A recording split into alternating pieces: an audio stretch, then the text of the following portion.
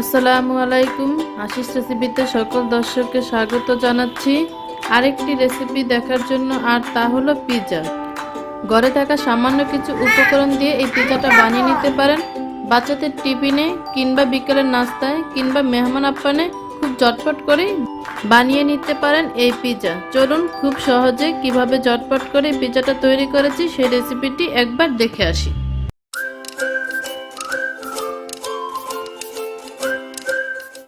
খুব সহজ করে কিভাবে পিৎজা তৈরি করতে পারবেন সেই পারফেক্ট খামিরটাই আমি এখন করে দেখাবো। এইখানে 2 কাপ ময়দা দিয়ে দিয়েছি। এখানে চাইলে আটাটাও নিতে পারেন। দিয়ে দিচ্ছি স্বাদ মতো লবণ, দিয়ে দিচ্ছি ইস্ট, 2 চা চামচ ইস্ট ব্যবহার করব। এখানে সব শুকনো উপকরণগুলো ভালোভাবে মেখে নিব। 3 টেবিল চামচের মতো তেল দিয়ে দিচ্ছি। ভালোভাবে তেলের সাথে আটার যে শুকনা যে মিশ্রণগুলো মিশিয়ে রেখেছিলাম সেগুলোর সাথে ভালোভাবে মিশিয়ে দিচ্ছি। একটু সময় নিয়ে ভালোভাবে প্রতিটা আটার সাথে মিশিয়ে নেবেন, যেন একটু দলাটা কম থাকে, এভাবে মিশিয়ে নেবেন। আর আমার এই রেসিপিগুলো আপনাদের কাছে যদি ভালো লেগে থাকে তাহলে আমার চ্যানেলটাকে লাইক, কমেন্ট, শেয়ার এবং সাবস্ক্রাইব করতে ভুলবেন না। আর পাশে থাকা বেল আইকনটি ক্লিক করে দিবেন, তাতে করে কি হবে আমার নতুন নতুন ভিডিওগুলো আপনাদের কাছে পৌঁছে যাবে। এখানে নিয়েছি কুসুম গরম পানি। এরকম পানি নিতে হবে যাতে করে আঙ্গুলটা চুবানো যায়। একদম হালকা কুসুম গরম পানিটা নিতে হবে, অল্প অল্প করে দিতে হবে, দিয়ে একটা ডো তৈরি করে নিতে হবে। একবারে বেশি দিতে যাবেন না, তাহলে বেশি হয়ে যাবে আর ডোটা ভালোভাবে পারফেক্টভাবে তৈরি হবে না। তবে মনে রাখবেন আমি কিছু টিপস ব্যবহার করব, সেগুলো অবশ্যই ফলো করবেন। ভালোভাবে এভাবে খামিরটাকে বারবার মেখে নেবেন। জাস্ট ডোটা এরকম হবে। যখন হাত দিয়ে চাপ দিবেন তখন দেখবেন ডেবে গেছে। হাতটা যখন তুলে দিবেন তখন দেখবেন নিচে নিচে ডাবা অংশটা উপরের দিকে ফুলে উঠতেছে। সাধারণ খামির থেকে অনেকটা নরম করে খামিরটা তৈরি করতে হবে, তাহলে পাউরুটি, নান রুটিটা অনেকটা সফট হবে এবং খেতেও খুব ভালো লাগবে। এখন আমি একটু জাস্ট এভাবে করে পিছনের দিকটা এভাবে সবগুলো রেখে এভাবে বসিয়ে দিব, একটু ছড়িয়ে দিব।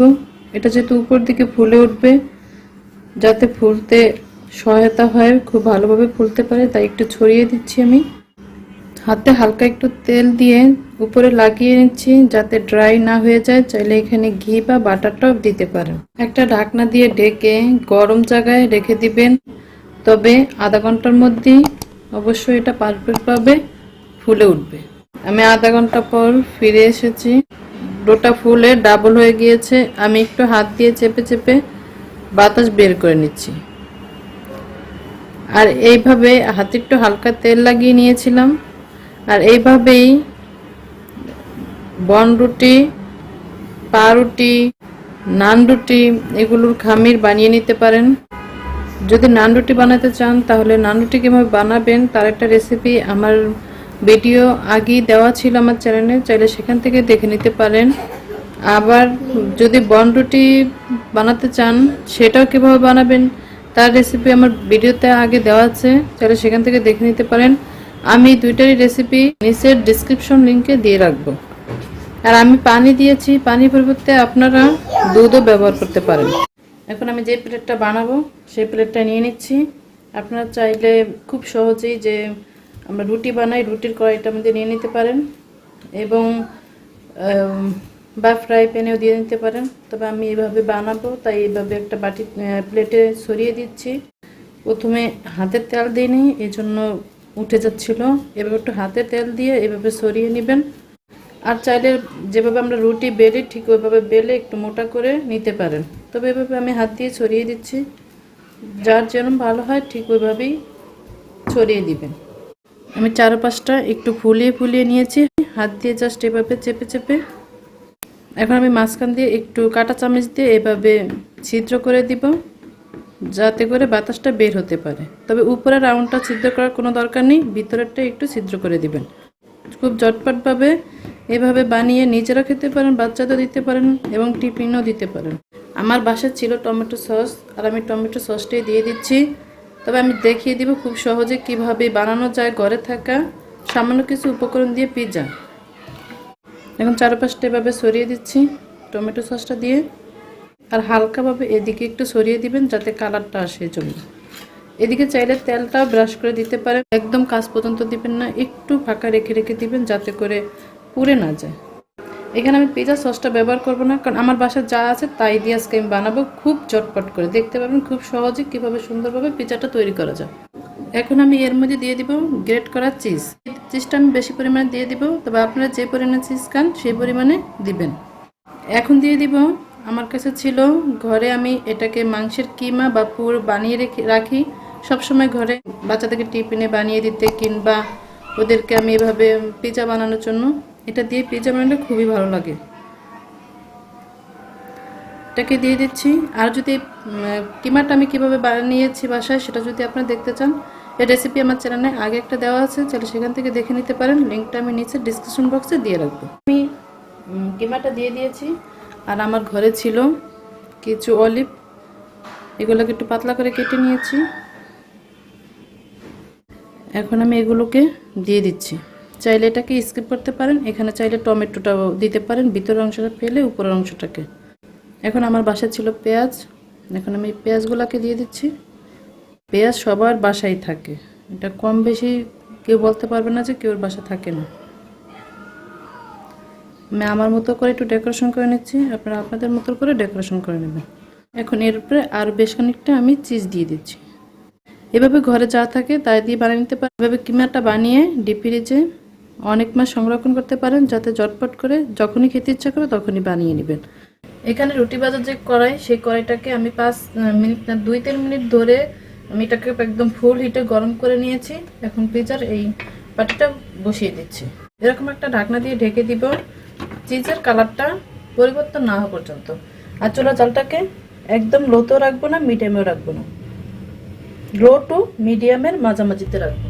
পিৎজাটা তৈরি হয়ে গিয়েছে। আমি একটা কাঠি দিয়ে দেখিয়ে দিচ্ছি, এই যে সাইডের গুলা দেখেন একদম শক্ত হয়ে গিয়েছে। পিৎজার যেই চিজটা ব্যবহার করেছে, চিজটা কালারটা চেঞ্জ হয়ে গিয়েছে, সবজিগুলো সিদ্ধ হয়ে গিয়েছে, মানে পিৎজাটা একদম পারফেক্ট হয়ে গিয়েছে। এখন আমি অপেক্ষা করব এটা ঠান্ডা হওয়া পর্যন্ত। তবে আমার রেসিপিগুলো যদি ভালো লাগে আমার চ্যানেলটাকে লাইক, কমেন্ট, শেয়ার এবং সাবস্ক্রাইব করতে ভুলবেন না। পাশে থাকা বেল আইকনটি অবশ্যই ক্লিক করে দেবেন, তাতে করে কি হবে নতুন নতুন ভিডিওগুলো আপনাদের সবার আগে পৌঁছে যাবে। এভাবে ঝটপট করে পিৎজা বানিয়ে তারপরে টিফিনে বাচ্চাদেরকে দিতে পারেন, বা দেখা গেছে বিকালে সকালে এভাবে নাস্তা বানিয়ে খেতে পারেন। পিৎজা হিসাবে খাওয়া যাবে, এমনি পেট ভরার জন্য খাওয়া যাবে। খুব সহজ, খুব সিম্পলভাবে বানানো যায়। আর এভাবে কিমাটা করে ফ্রিজে ডিপ ফ্রিজে যদি অনেকক্ষণ সংরক্ষণ করেন, যখন তখন বানিয়ে খেয়ে ফেলা যায়। আমার পিৎজা তৈরি হয়ে গিয়েছে। এভাবে ঝটপট করে পিৎজা বানিয়ে খেয়ে আমাকে কমেন্টে জানাবেন কেমন হয়েছে আমার পিৎজার রেসিপিটা। আমার রেসিপিগুলো ভালো লাগলে চ্যানেলটাকে লাইক, কমেন্ট, শেয়ার এবং সাবস্ক্রাইব করতে ভুলবেন না। আজ তাহলে এখানেই বিদায় নিচ্ছি। আল্লাহ হাফেজ। ওঠো।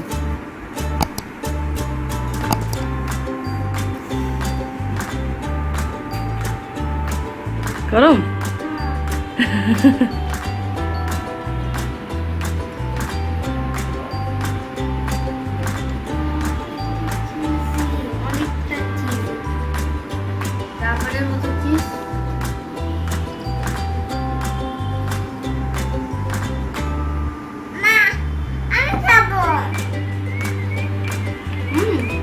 বাইকে একটু মুখে ধরো, আস্তে গরম করো।